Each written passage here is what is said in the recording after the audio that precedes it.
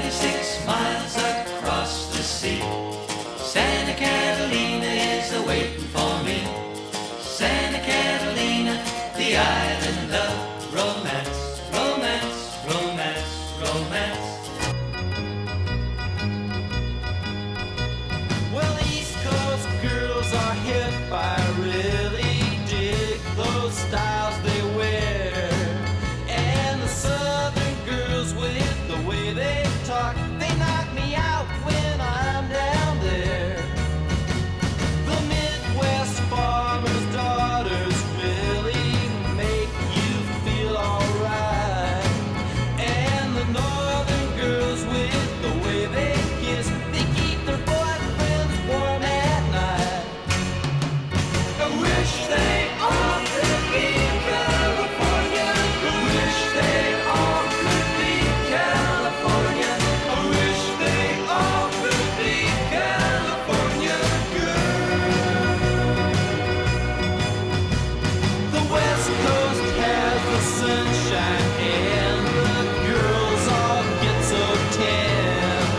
I dig a French bikini on Hawaiian Island girls by a palm tree in the sand. I've been all around this great big world and I've seen all kind of girls. Yeah, but I couldn't wait to get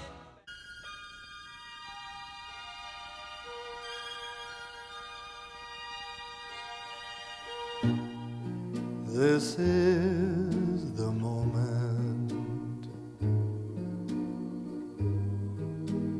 I've waited for. I can hear my heart singing. Soon bells will be ringing. I'm going to call my sweetheart. Yes? All right. Are you there? Hey, My I'm sweetheart. here. Where are you? Hey, you.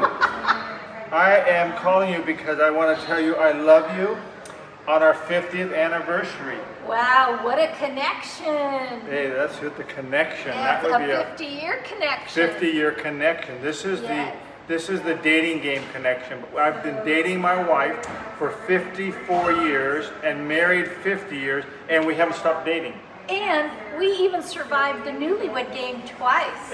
Newlywed, I forgot. We were on the newlywed game. That's how bad we were.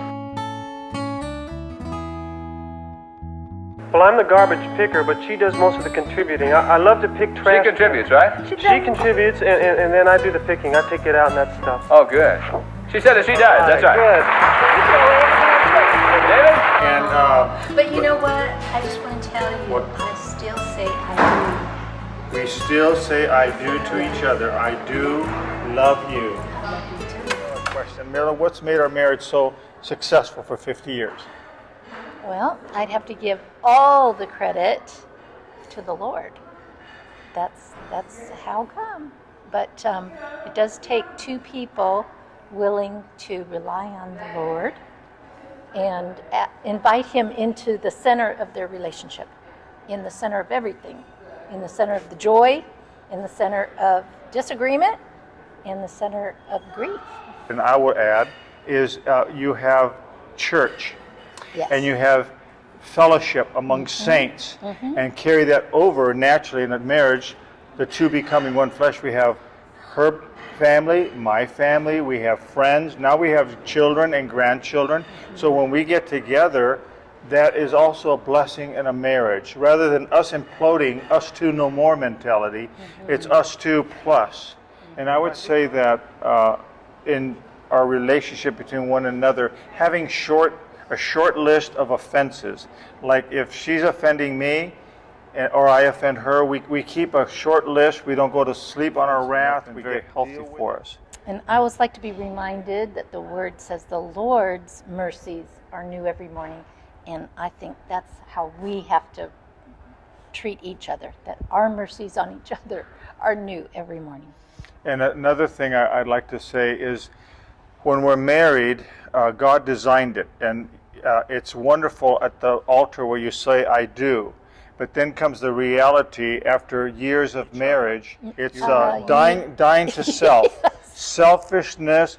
I think I always say to people, if I had one thing to thank the Lord for in our marriage, I would say, Lord, thank you for exposing my selfish nature and allowing Marilyn to reveal it and allowing me to confess it to her and to him and to say, I'm sorry, and Lord, I don't want to do that again. I'm recognizing I'm selfish, I'm controlling, I want to tell her what to do. And I realized, Lord, that the problem is me. It's like Keith Green. And I would just add one little sprinkle of humor. If you can keep humor in the picture, it helps. Yeah. Sometimes I'll tell Marilyn in humor when we're at each other in a disagreement, I go, Marilyn, you just can't help but love someone like me. And that's sort of like are you you just can't help but smile, and then pretty soon you go like, you're right, me. And this is so humorous because we love each other when we're dating and we're moving into marriage, and we always, when you interview that young couple, they go, I love this thing about her, or I love this thing about him, and it's something usually really weird, like their unusual behavior or their attitude, their unusual attitudes. But the ironic thing is, after you get married, that's the very thing you want to control and change. Like, why do you always buy teacups that you like? And the whole china cabinet is full of too many teacups. Or Hawaiian shirts. Yeah, why do you always buy Hawaiian shirts? Why do you need more than 54? Yeah, I have 54 Hawaiian You need shirts. 55? But she loved me because I had a Hawaiian shirt in Santa Monica, California. But so we end up wanting to change, and we want them to conform to our image. No, we love them because they have their own image. So when we learn to release them, that makes it beautiful. You're fine. And one other last thing I want to say that's so important, especially for you men listening, you can never tell your wife enough that you love her Yes. and how beautiful she is. Because a woman wants to feel loved, wants to feel cherished and needed. You're looking at Little Bear and Marilyn like in our early 70s, and you're looking at, they don't look as cute, but the wife always has to feel she's the apple of your eye, that you love her, that you Are you cherish referring to yourself not looking cute? Or at her? her. Yeah, that's right. I love you. Love you.